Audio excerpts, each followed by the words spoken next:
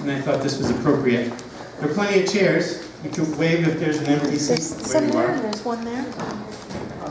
This is a poem called The Birthday of the World by Marge Piercy, and I thought this would be a good one to get us started here tonight. On the birthday of the world, I begin to contemplate what I have done and left undone. But this year, not so much rebuilding of my perennially damaged psyche, shoring up eroding friendships, digging out stumps of old resentments that refuse to rot on their own. No, this year, I want to call myself to task for what I have done and not done for peace. How much have I dared in opposition? How much have I put on the line for freedom, for mine and others? As these freedoms are paired, sliced, and diced, where have I spoken out? Who have I tried to move? In this holy season, I stand self-convicted of sloth in a time when lies choke the mind and rhetoric bends reason to slithering, choking pythons. Here I stand before the gates opening, the fire dazzling my eyes, and as I approach what judges me, I judge myself. Give me weapons of minute destruction. Let my words turn into sparks. Marge Piercy.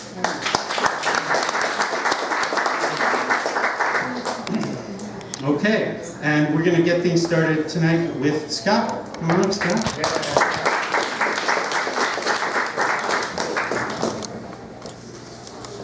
Hello, beautiful humans. Yes, Christopher is kind enough to mention I will be your friendly sound guy this evening, and I just want to kick off by giving a short tutorial on how to use the mic stand. And first of all, I want to tell you that this mic stand was donated to Ghost Town Poetry Open Mic by my brother, who doesn't know that he donated it to Ghost Town Poetry Open Mic. So what I'm trying to say is don't be afraid of breaking this mic stand, because if you do, no one's going to be mad at you. So feel free to play around. Basically, the most important thing you need to know is that if you want to adjust the height of this mic stand, you just unscrew the screw here, and then if your name's Ian, you might want to put the mic up here and have it kind of over your head so you can talk into it this way. But for most of us, just leaving it where it's at and adjusting the height just right is going to be your best bet.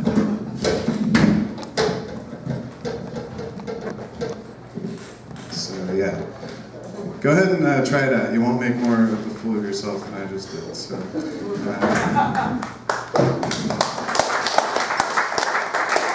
And if you need help, I'll be sitting right there. Don't be shy. Okay.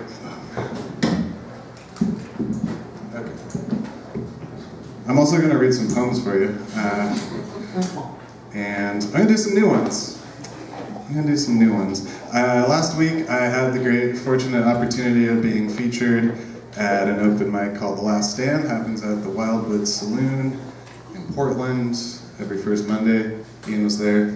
And this is a poem that I wrote after the reading, because I can never sleep after those things, so just write instead. No name yet. Smooth out the bills, count them up, and remember, money's just a form of love. Dirty, creased, and messy as it always was. Admit you were wrong about selling your soul feels so good. Besides, what else do we really have to give away? And say thanks for taking a part of me.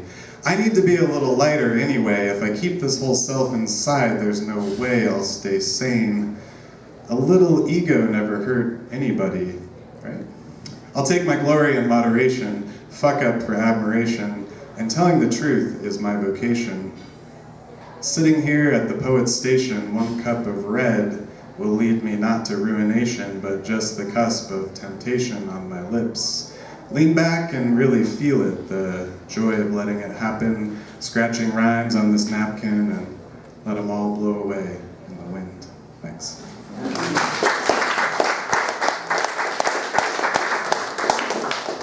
Stop under a big tree at the cemetery, sitting on top of a couple buried couples, waiting for rain to pass or just last, like we need this badder than ever before.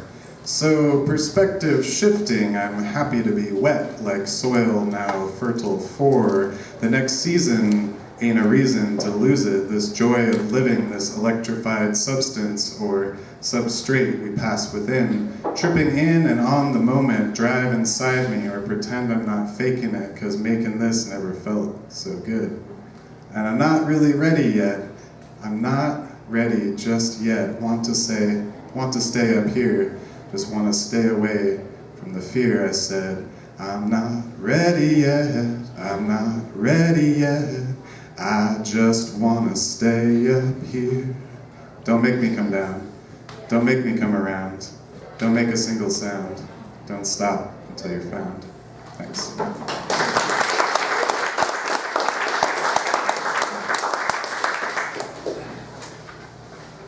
So I was cleaning my typewriter the other day. You guys don't have a typewriter? Every home should have one, really, especially if you're a writer. This one's called Divine Cookie Wisdom, and I typed on my typewriter. So I'm just thinking about that.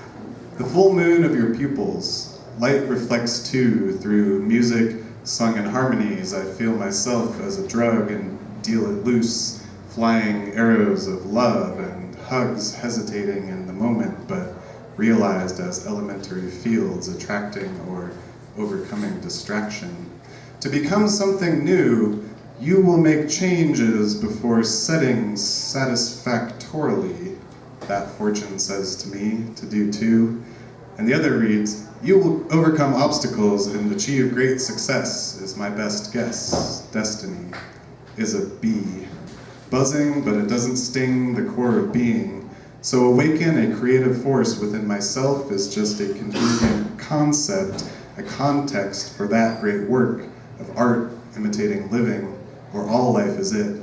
We fit together like words on an eternal page. Thanks so much.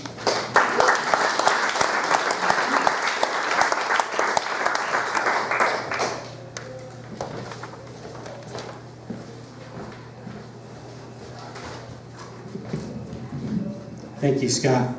On September 30th at the Vancouver Library in the afternoon, I'm sorry, I don't know the starting time. Do you remember? 2 o'clock on Sunday, September 30th, there's going to be a passing the pen ceremony where we will be welcoming the new poet laureate of Clark County, who is here with us tonight, Gwendolyn Morgan. So I'd like for all of you to join us there on September 30th. There'll be many performances in different media happening that afternoon, and we'll be welcoming Gwendolyn Morgan as our new Clark County Poet Laureate, and I'd like you to welcome her now to Ghost Town Poetry Open Mic. Gwendolyn Morgan.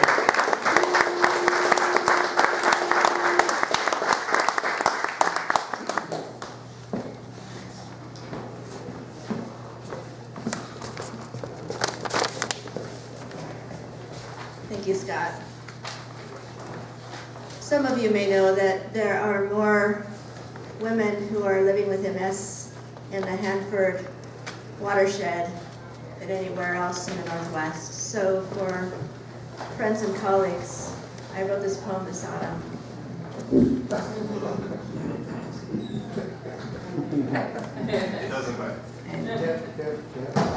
Taurus moon, Libra sun, sandhill cranes. The sandhill cranes returned the day she learned she had MS. She dipped her cedar kayak paddle into the water, looked at her reflection, thought of Narcissus. She bought a bouquet of autumn flowers at the Saturday farmer's market. Names of autumn flowers remembered: asters, black-eyed Susan, mums. She made a cup of Sumatra coffee, thick, black, global realities swirling around her.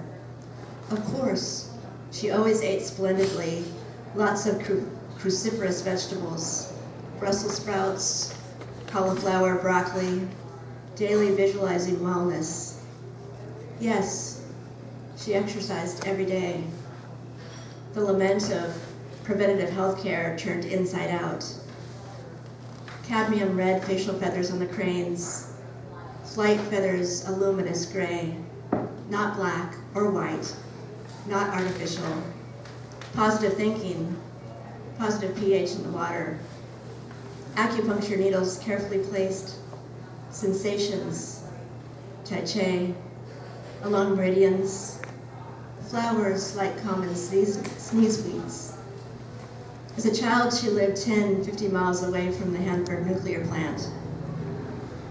The government said there were no connections with the increase in glioblastomas, MS, cancer, autoimmune disorders, cancer in Camas, Washougal, the Columbia River watershed, and the leaching of chemicals into the water, plutonium, beryllium, liquid wastes, radioactive debris, plus Roundup around all the beautiful fall flowers.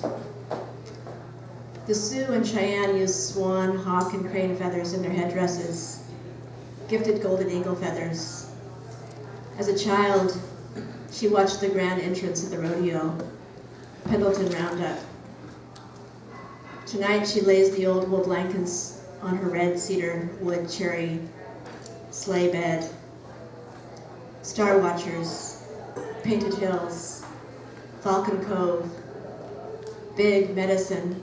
She sleeps with her medicine bundle, listens to the nighthawk, wind in the red cedar, sandhills overhead, autumn migration, gratitude, returning.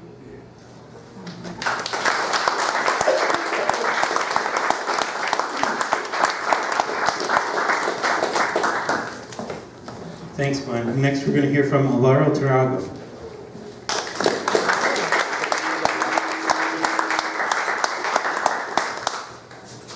Hi, you can hear me, right?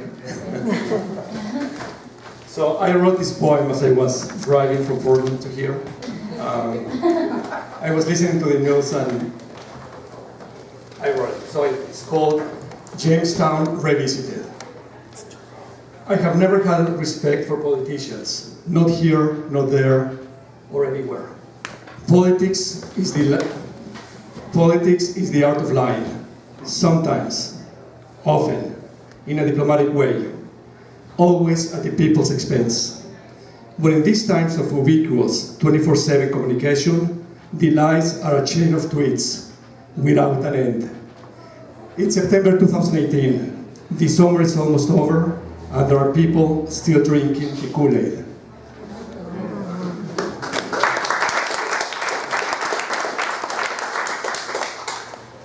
Okay, the next one is an experiment. There are 25 pages, so patient, I'm kidding. It looks more than what it is, okay?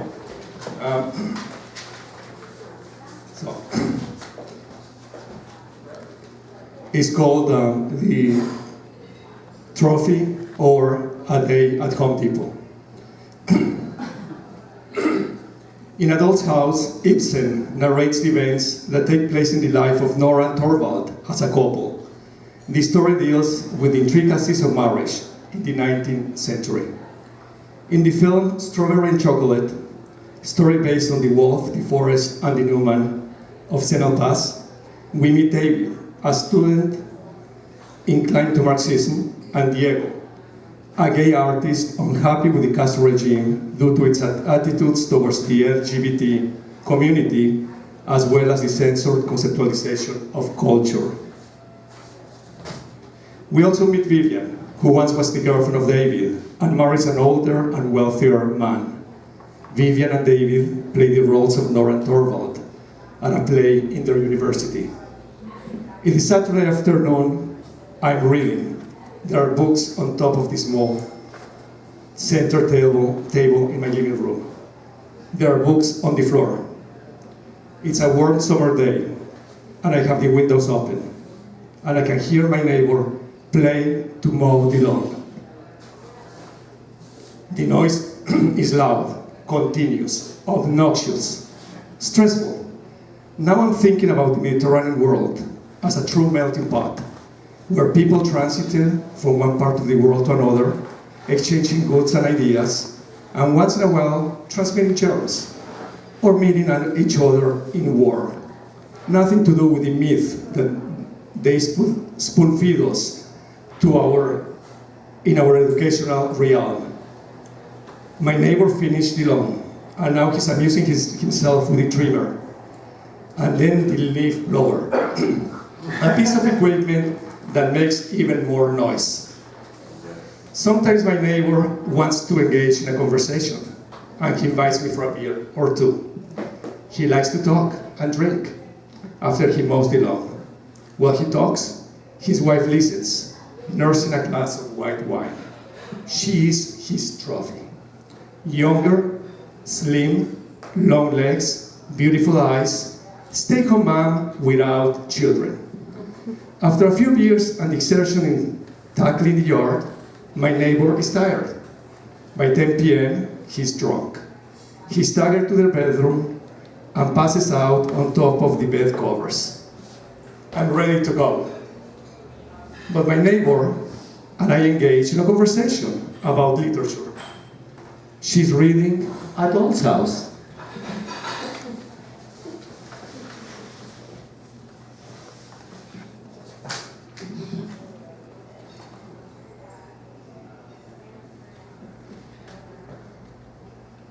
Should I skip that part? I skipped that part. Okay, it was an important one. Okay, use your imagination. We talk about Nora and Torvald, about the plot. The night falls into silence. She moves closer to me. As usual, we cuddle. I close my eyes and I start thinking about the conclusion of the story. And then about the lawnmower, followed by the trimmer, and then the leaf blower. And I finally sigh.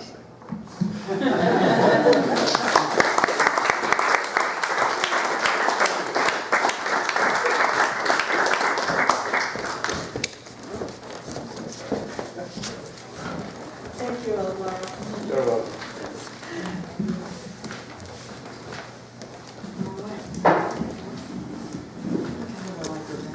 Doing great. I believe in that. I will. I will show my skills by the end of the evening. Hello, everyone. Hi. I'm Toni. I'm the co-host, and I love it when Chris starts so that I can actually sit and relax a little bit before I get up here. I'm really happy to see all of your faces this evening. It's a good amount of people here, and it's usually a full house like this, so it's really nice to see you. I think you're going to enjoy our featured reader tonight. I'm going to read a poem that I wrote that I brought tonight because it made me think of some conversations that we've been having since Reggie came to town, and that we're all really, I guess, smug with ourselves when we talk about our big Italian families and what fun it is, and growing up with our relatives that make us laugh and happy in their quirks and those kinds of things. So I wanted to read this poem to share with you, Reggie. It's called, even though we're not Sicilian in my family, the poem is called Back from Sicily. Told everyone in the bar he'd left his wife behind. Says, if I marry again, it's gonna be to one who can't talk. Gets laughs from the old timers. He's thinking with his little man. Can't believe these American women deliver opinions like volcano lava. They never shut up. Didn't imagine companionship would be costly. Says Italian women are warm, but they have brothers. It's okay until someone loses a testicle. Remember Cousin Gino and the old songs? The chorus sits on stools, sings conventional wisdom his way. Still, dinners are lonely, one plate and a single fork. Nothing like the old days when they danced all night without shoes, carried her to the car, lit 2 Chesterfields for the drive home. She signaled readiness with Frank Sinatra records, led him to their bed. He'd kiss her tiny hands, and they'd rock for hours. Went on like this for years. She gave him a son, 2 daughters, a tidy home, hot meals, laughter. He worked hard, faithful and true, not like his brothers. He knew he had a queen. Everyone knew. Then the middle years, and the doctors, and the death sentence, and months blurred. Promised he'd take her home, to Sicily, to the hills outside the village, leave her there, say goodbye.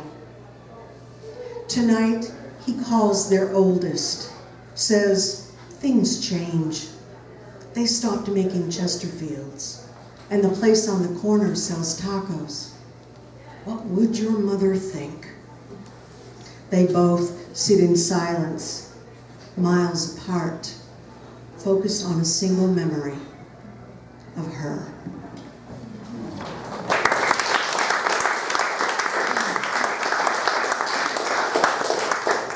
Thank you. Next we're going to hear from someone who's been coming since this whole shindig started. Jim Martin, come on up.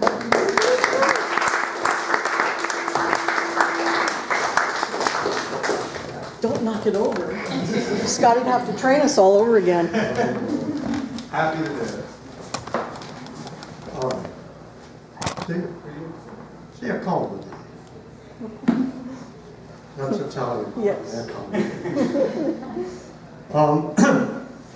My wife Trias died 7 years ago in July, and it really shattered my heart too. But I've got past most of the worst of it. Take hits every day, but they don't knock me down. But most of the things that I communicate back and forth with Trias about are happy things. And she's really a very happy part of my life. And so I have just some thoughts here. Jim, having a little trouble hearing you back here. Can you What? just turn it toward your mouth a little bit? Oh, Yeah. Thanks. that's a trajectory. That's a good tip. They're speaking to the axis. Yeah. Yes. I can't see the words. That part better. Okay. I'm just going to read it straight through. What are the words? Words I hear that matter. Tell of you. Like words I've said. Like words I've said. I love you always. I'll never leave you. You're the light of my life. Words, paltry things in the face of you.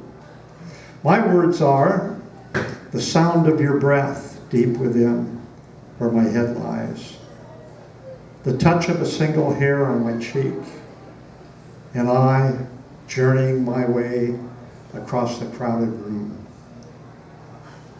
Words that hold, tell the world of you, breath, touch, eye, words that tell. Open a standard topic, nuanced comment, new perspective, accented words, tack to a new chorus. Conversation evolves, sails to new ports. In your absence, conversation unnuanced by your accents. Dress was Neapolitan. My perspective sails calm, known waters alone, empty of our spirit. I am trapped in your body, your feelings, by the synapses we constructed. Living your absence, your passing, I engage you, the person, the mind, the soul. Continue to grow, know, understand.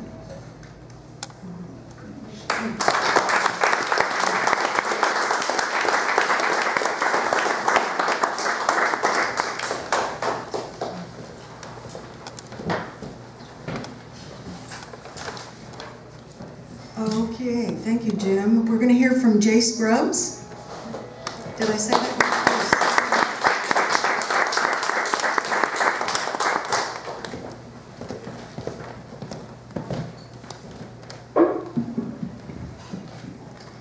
Okay.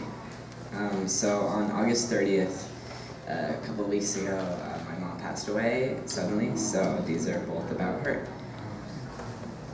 Mom's dead stuff.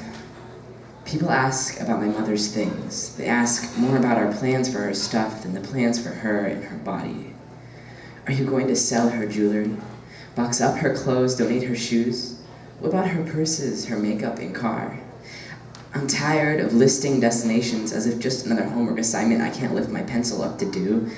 I don't want to get rid of her stuff, even if the engine of the car permanently in the garage groans her name when you attempt to drive it, and the gas leaks in sorrow. The car will one day belong to me or my siblings. I don't want to erase the aura of her. I'm sad because she's gone, but I'm more torn up at the idea of losing her. I know she's already gone, but the car can't understand that. There is no way to program the settings to give it the knowledge that she is no longer alive.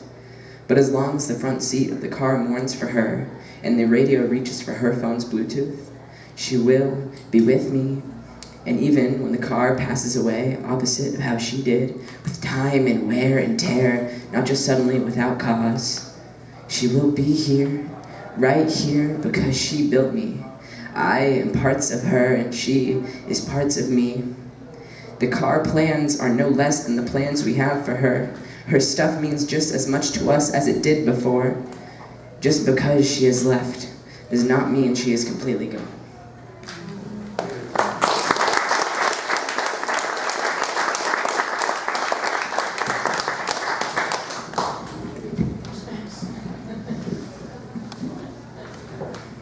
Okay, this one's like 2 times longer than that, so. I wrote this yesterday at 9 p.m., so let's see how this goes. The clockwork of my mom. It was 12:45 when I got the news, and now I never hear your voice chime at noon. No bleep of a text containing drama from work heard during the lunch break. The yawn of attempting to help me with baffling late-night homework when the clock strikes midnight. The early morning cries of, "Are you up yet?" no longer crashing at dawn. Now it's just a cracked record with memories of you that replays every hour on a broken clock. The hour hand constantly moves nowhere, but your stained face on the glass sends my emotions everywhere. 1 a.m. I'm writing this. 2 a.m. I'm asleep after medicating myself. 3, 4, 5 a.m. I wake screaming for you. My dreams held a twisted, maniacal version of the present. Twisted because in my head you were here, with me. Maniacal because you aren't going to ever be. You're gone, but my brain can't fully grasp the complexity of death. 6 a.m. I'm up without needing you to make sure. Yet I'm still staring at the wall, picturing your face, waiting for your voice, and wishing I didn't have to keep going without you. 7 a.m. and this food tastes bland, but I can't ask you how to fix it, just as I can't ask if my outfit is appealing. 8 a.m. the bus is late, but I cannot text you and get a ride anymore, as ashes cannot drive cars. 9 a.m. school is dreadful, and I cannot text you about the drama going on. I want to leave this place just as much as I want to see you, although I dread school as much as I do going home now. The lack of you has made my life living hell. 10 a.m., 11, noon, it's lunch now, but I don't have any food as the alarm did not go off, which reminds me how I require food to function. There was no voice questioning the substances in my lunchbox. 1 p.m., 2, 3, 4 p.m., and I'm home now, but even though your car is here, I still have to use my key because you can't unlock the door for me. Your dog won't even get up to say hello. He does not understand that he's waiting for a ghost. If that's what you are now, I cannot wait for a ghost to tell me how to live my life. The dead cannot direct the living. 5 p.m., I'm lying here. I know the pounds of homework in my bag and the growl in my stomach as present as the knife lodged in my ribs inches from my heart, but I cannot bring myself to move. What's the point? Because I can no longer be happy for 6. The time you used to step in the door and proceed to love and care for me and chat until 7, dinner. I set the table for 6. My soul gets wrenched from inside as I realize there are only 5 now. That 6th spot will never have you seated there. Dinner is silence. 8 p.m. the family says goodnight and gives hugs. We never did that before. We acknowledge our loss in silence but never address it aloud because we can feel the pain in an embrace and see dejection in the eyes, hear grief in the I love yous. 9 p.m. the homework is not done even though I know how to do it. You aren't here, so I can't even remember how to use a pencil. 11, 12, this silence, the one encasing my brain, is petrifying, mind-numbing screams that live only inside my head but never leave my lips. Until the following morning, after hearing the chime of your voice wake me in my dreams, and I think, good morning, Mom.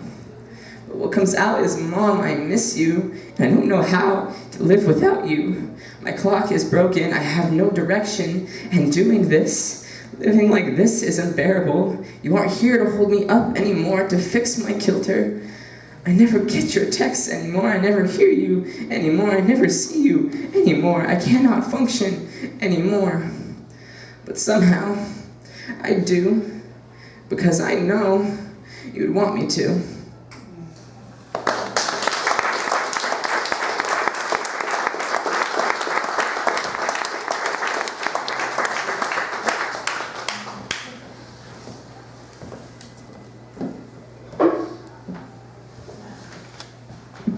Thank you so much for that.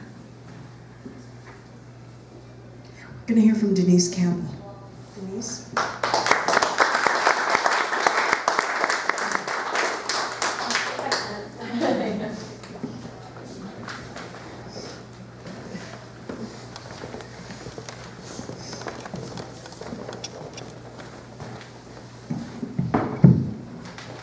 The first one's called The Pair Before Midnight. Oh, that pear was so wonderful, the one I left out for almost too long before placing it in the fridge. Its canary skin yielding, its cool slick flesh so sweet that it was tart. And while I was eating it, smiling, I could think of nothing else.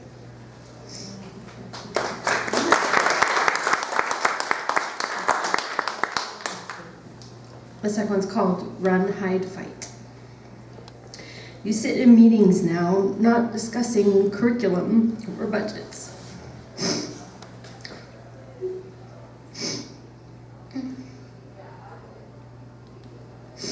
But exit plans for shooters. You have to mentally plan, they say, for what you should do. If the shooter comes in your classroom, what you would do and what you would say to your students if you heard gunfire. How would you sneak them all out?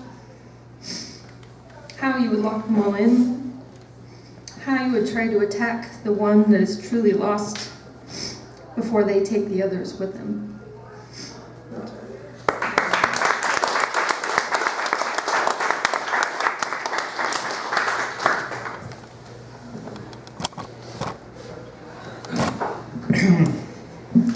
I want to pause, and it feels like we need a tiny pause to just give you a tiny bit of ghost town history. Jim's wife, Drias Martin, was very much a part of this community, and we miss her still. So the other thing is, she read for us these really brilliantly constructed and whimsical and funny riddles, and then she would ask whether anyone knew.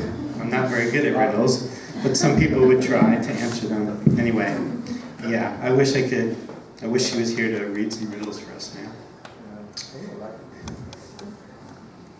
Okay, so next we're going to hear from Sarah Robinson, so please give Sarah a warm welcome.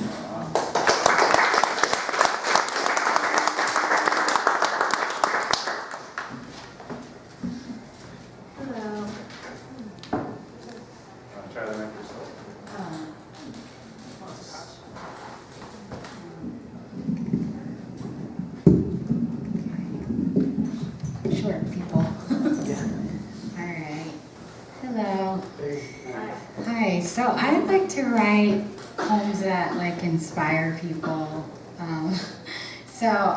I'm just gonna share maybe 3 or 4. So I wrote this poem, it's called Imperfect is Precious, and I realized, now that I'm older, I realize that I don't have to be perfect and how imperfectness is actually the best in people. So here we go.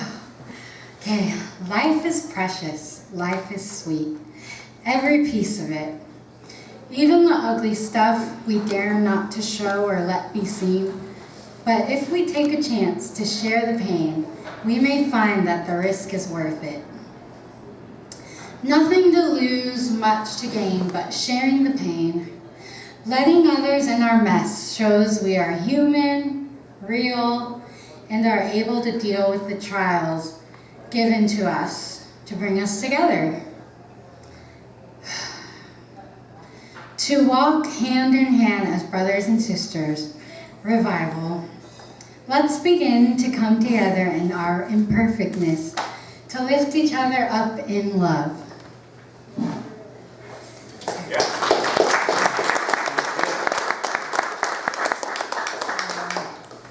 Let's see. All right, so this one's called Letting Go.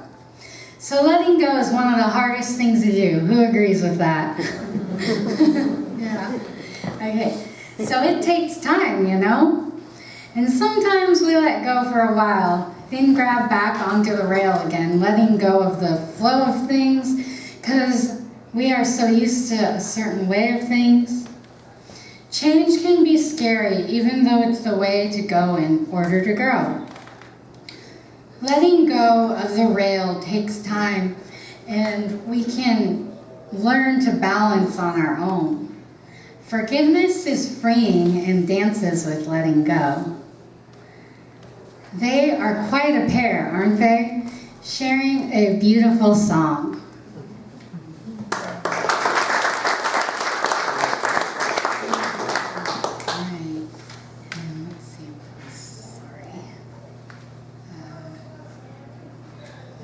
Prepared as I wanted to be. Okay. So this is called Unfinished Business. So I wrote this last night because I wanted to write something new, and this is just something that I was talking to somebody about. He was asking me what my unfinished business was, so don't we all have that? So unfinished business. I don't want to come back to you. You broke me so much. I don't want to see you again. Unfinished business, bet you never cared enough to notice me and the way I was so captivating. There was always something missing, and now it's too late. Unfinished business, I buried you a long time ago. Unfinished business, wasn't really sure. Wait, no, that's not, sorry. Unfinished business, you've distracted me enough. You had all my attention, and now you want me back?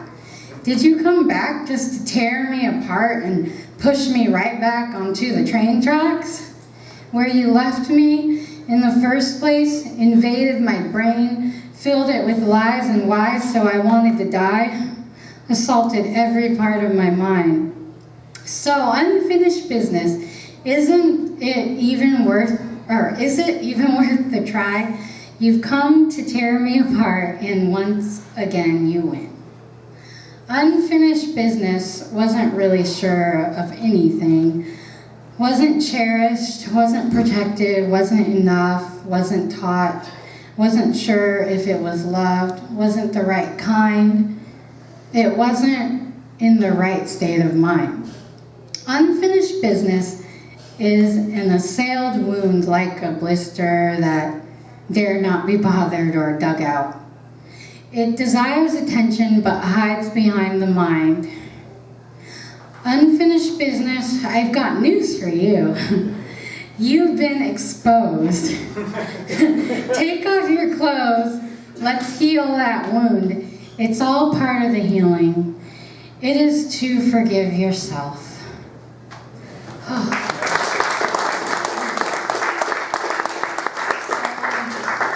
One more, and then I'll be done.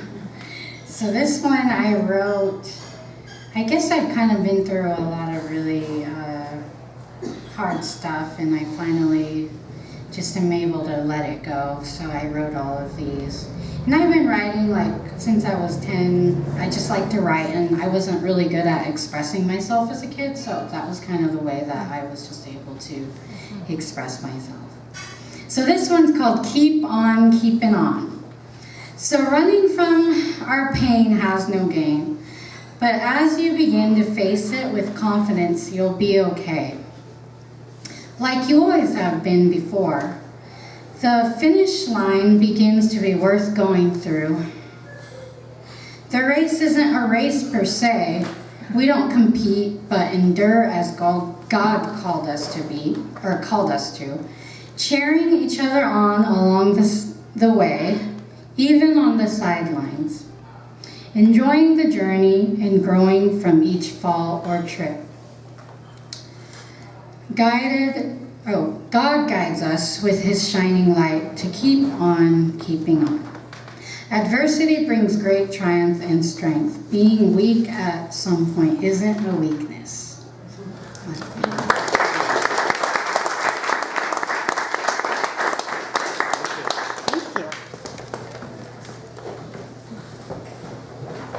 That was Sarah's first time here at Ghost Town Poetry Open Mic. I hope you had fun. I hope it was a good experience, and we'll see you here again.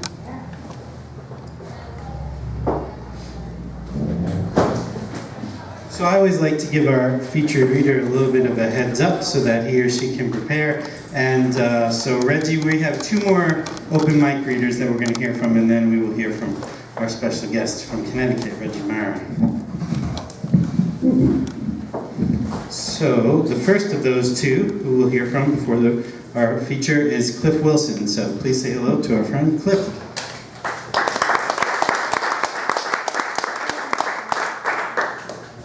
Hi, it's good to be there. God! Okay, is that about right? Okay. Am I good? Just make sure. Okay. I'm doing this is not my own thing. It's only a couple of lines, but it is the verse for this week of the year from the Calendar of the Soul by Rudolf Steiner, the Owen Barfield translation from the original German. And I really wait all year long just so I can say this particular verse. A touch of autumn now muffles the lively senses reach. Over the open face of light, some sober trails of vapor creep. I, from here, gazing outward into space, behold there, autumn's winter sleep. Summer is gone. Summer has given up herself to me.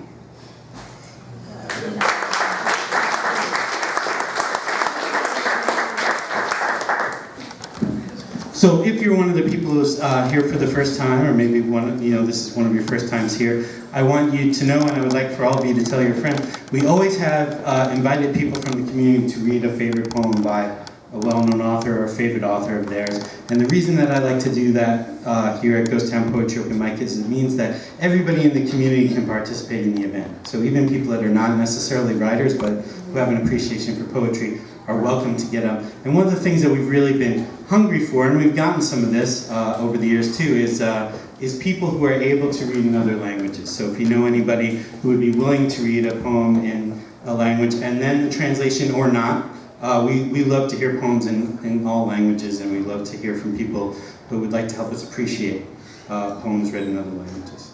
Okay, so the last open mic person we'll have for the first half of the program and before our featured reader is Bruce Hall. So please say hello to Bruce, everybody.